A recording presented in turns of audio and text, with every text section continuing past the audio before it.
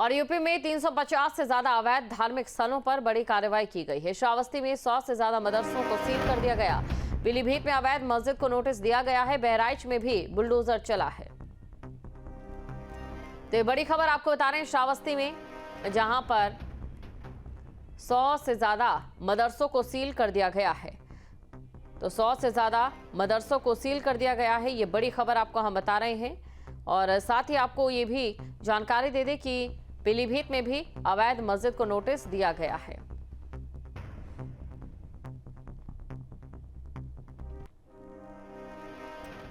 और चलिए इस खबर पर तमाम चर्चाएं हम कर लेते हैं। सबसे पहले महाराजगंज से संवाददाता ब्रिजेंद्र और श्रावस्ती से संवाददाता अभिषेक हमारे साथ बने हुए हैं। महाराजगंज लिए चलते हैं दर्शकों को। ब्रिजेंद्र हमारे साथ बने। ब्रिजेंद्र, सबसे पहले कार्रवाई को लेकर मौजूदा तस्वीर आपसे समझना चाहेंगे। इस समय क्या कुछ कार्रवाई की जा रही, क्या अपडेट है?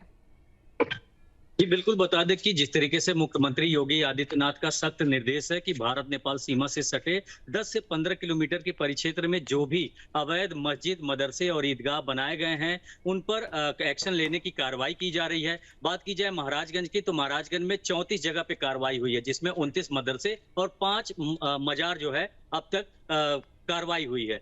जहां पे हम मौजूद हैं, आपको तस्वीरों के माध्यम से दिखाना चाहेंगे कि यह भी एक मदरसा है। यहाँ पे अभी कल प्रशासनिक अधिकारियों की टीम आई हुई थी और इसे ताला बंद किया गया है और इसका जो चाबी है वो थानाध्यक्ष को दिया गया है। और इसका नाम आप देख सकते हैं तस्वीरों के माध्यम से, मदरसा अरबिया बिस्बाहुल उलूम के नाम से ये संचालित हो रहा था। ये कितने वर्षों से चल रहा था, हमारे साथ यहाँ कुछ ग्रामीण भी, इनसे भी जानने का प्रयास करेंगे। सर, कितने साल से मदरसा चल रहा था? सर, ये मदरसा ब्रिटिश हुकूमत से चल रहा है। ब्रिटिश हुकूमत जब थी तब से ये मदरसा छोटा मदरसा था। पहले छप्पर वगैरह धीरे धीरे बड़ा हुआ। ये बहुत पुराना मदरसा है। नियर अबाउट 70 साल से ये मदरसा चल रहा है और मेरा उम्र 40 साल हो गया। 40 साल से इस मदरसे को देखते आ रहे हैं। यहाँ से बहुत पुरानिया बूढ़ बुजुर्ग खड़े हुए हैं, इनकी भी उम्र काफी है। तब से ये बताएंगे कि 70 साल से पहले से मदरसा चल रहे हैं। ठीक है, ये कितने बच्चे यहाँ पे पढ़ते थे? नियर अबाउट 140 है सर। जो यहाँ पे शिक्षक थे, कितने शिक्षक थे? वो चार शिक्षक थे। तो कैसे उनका जो फीस उस दिया जाता था, उनकी सैलरी कैसे दी जाती? फीस देना होता था सर। वो गांव के जो लोग हैं, मुस्लिम कमेटी के लोग, उनसे चंदा होकर के आता है, उन्हीं से दिया जाता है। अच्छा, ये जो विद्यालय यहाँ पे चलता था, जो मदरसा चलता था, इसका मतलब संचालन कितने वर्षों से होता था और जो इस पे कार्रवाई हुई है, किस प्रकार की कार्रवाई हुई है? कार्रवाई हुई कि क्या बोले, परसा मलिक थाना। परसा मलिक थाना कल आए थे, तो सब ताला मार सब लोग गए हैं। और डीएम थे, थाना के एसओ भी थे, इंचार्ज भी थे, लेखपाल भी थे। तो क्या बताया गया कि जमीन गड़बड़ है कि मदरसा अवैध है, क्या? बता रहे हैं ये सरकारी जमीन बता रहे हैं, सरकारी जमीन।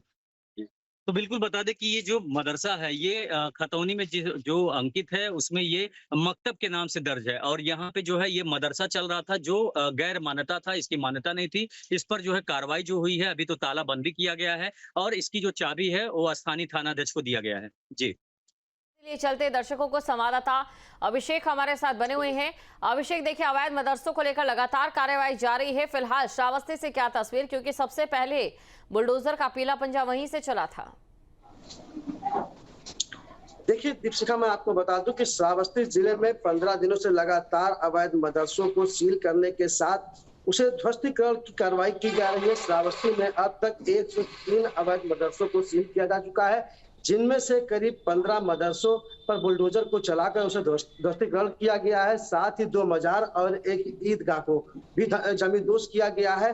तो ऐसे में जो श्रावस्ती जिला है, यहाँ पे सबसे बड़ी कार्रवाई देखने को मिली है। अब तक 103 मदरसों को सील किया गया है और आगे भी लगातार कार्रवाई श्रावस्ती में जारी है। देखने वाली बात यह होगी कि श्रावस्ती में जो 192 गैर मान्यता प्राप्त मदरसे हैं, उनमें से जो मदरसे अभी बचे हुए हैं, वो मदरसों में कब तक कार्रवाई होगी और कितना समय श्रावस्ती के जिला प्रशासन के द्वारा लिया जाएगा उसको सील करने के लिए, उसके ध्वस्तीकरण के लिए। जी बिल्कुल। और चलिए अब लिए चलते हैं महाराजगंज। ब्रिजेंद्र हमारे साथ बने हुए। महाराज, देखिए सरकार की मंशा को लेकर हम बात करेंगे। यहाँ पर सरकार की मंशा किस तरीके की है, क्योंकि विपक्ष की ओर से कई आरोप लगाए जा रहे हैं, लेकिन सरकार ये कहती है कि दीनी तालीम के साथ ही साथ बच्चों को जरूरी है आधुनिक तालीम भी देना। और इसी के साथ जो डेमोग्राफिकल बदलाव है वो भी एक बड़ा संजीदा विषय है। जी बिल्कुल, बता दें कि जिस तरीके से कार्रवाई हो रही है वो सिर्फ जो अवैध ढंग से बने गए हैं उन पर हो रही है। मतलब बात की जाए जैसे कि मुस्लिम समुदाय के लोगों द्वारा ज्यादातर गांव में जब भी पूछा जाता है वो सिर्फ एक ही बात कहते हैं कि इसको चंदे के पैसे से बनाया गया। अगर ईदगाह भी बनाया जाता है तो भी चंदे के पैसे से बनाया जाता है, मदरसा बनता है चंदे के पैसे से बनाया जाता है, जिसको अवैध फंडिंग भी माना जाता है कि विदेशों से कई प्रकार की फंडिंग आते हैं जिसके जरिए चलता है। लेकिन जो स्थानीय ग्रामीण होते हैं वो कहते हैं कि चंदे के पैसे से चलता है। तो जब चंदे के पैसे से निर्माण हो सकता है तो चंदे के पैसे से ही उस भूमि का रजिस्ट्रेशन क्यों नहीं हो सकता? यानी जो जमीन जब खरीदा जाता है तो उसको उसी समय इन लोगों को चाहिए था कि उसको खतौनी में भी दर्ज करा लें कि ये जो है हम जमीन मदरसे के लिए खरीद रहे हैं या मस्जिद के लिए खरीद रहे हैं। लेकिन नहीं, ज्यादातर जो मस्जिद मदरसे बने हुए हैं वो सरकारी भूमि पर बने हुए हैं जिस पर बुलडोजर एक्शन हो रही है, कार्रवाइयां हो रही हैं। तो अब ये चीजें जो है लोगों को अच्छा नहीं लग रहा है। लेकिन बात करें जिस तरीके से मुख्यमंत्री योगी आदित्यनाथ का एक उद्देश्य ये भी है कि बच्चे एक हाथ में कुरान और एक हाथ में लैपटॉप ले, तो इसको लेकर भी कई चीजें हुई, तैयारियां की गई हैं। भले ही यहाँ पे अभी ये चीजें बुरा लग रहा है कि हमारे मदरसे सील हो रहे हैं, मस्जिद हमारे बंद हो रहे हैं, लेकिन दीनी तालीम लोग कहाँ पे लेंगे? तो जिस तरीके से हाईटेक पढ़ाइयों के लेकर जिस तरीके से शासन प्रशासन द्वारा मान्यता वाले मदरसे भी हैं वहां भी लोग पढ़ते हैं, तो वहां पे ये बच्चे जाके दीनी तालीम भी ले सकेंगे, हिंदी, अंग्रेजी, संस्कृत और कंप्यूटर शिक्षा भी ले सकेंगे। इससे बच्चों के जो भविष्य हैं ये काफी हद तक सुधर सकेंगे। बिल्कुल अभिषेक, देखिए आपके साथ क्योंकि लोग भी मौजूद है इसलिए अगला सवाल भी मैं आपसे ही पूछना चाहूंगी कि 2022 में यूपी पुलिस की ओर से गृह मंत्रालय को एक रिपोर्ट सौंपी गई थी। इस रिपोर्ट की अगर बात करें, जो बॉर्डर के 1000 से ज्यादा गांव हैं वहां पर जो डेमोग्राफिकल चेंज है वो एकदम से हुआ था। 32 से लेकर 50% जो मुस्लिम वोटर लिस्ट है वो अचानक से बढ़ जाती है, जो कि चिंता का विषय है। और हमने देखा था जब पाकिस्तान और भारत के बीच में तनाव था और जो पाकिस्तानी थे उन्हें वापस भेजने का काम किया जा रहा था, तो कितने लोग ऐसे थे जो यहाँ के थे भी नहीं लेकिन यहाँ की सरकार की नीतियों का फायदा भी उठा रहे थे और इसी के साथ साथ सरकारी नौकरियों की तैयारियां भी कर रहे थे, वोटिंग भी करते थे।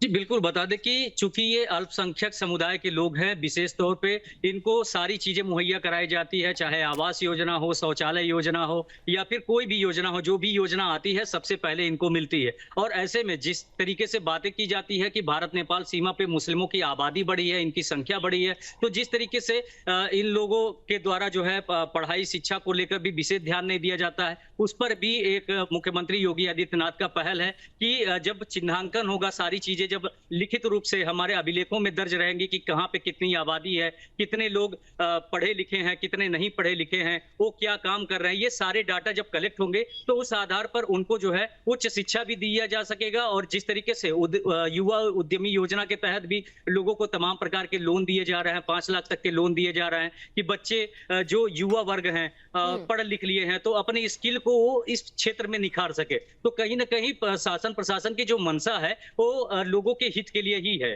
जी बिल्कुल, शुक्रिया तमाम जानकारी को दर्शकों तक पहुंचाने के लिए आप दोनों का।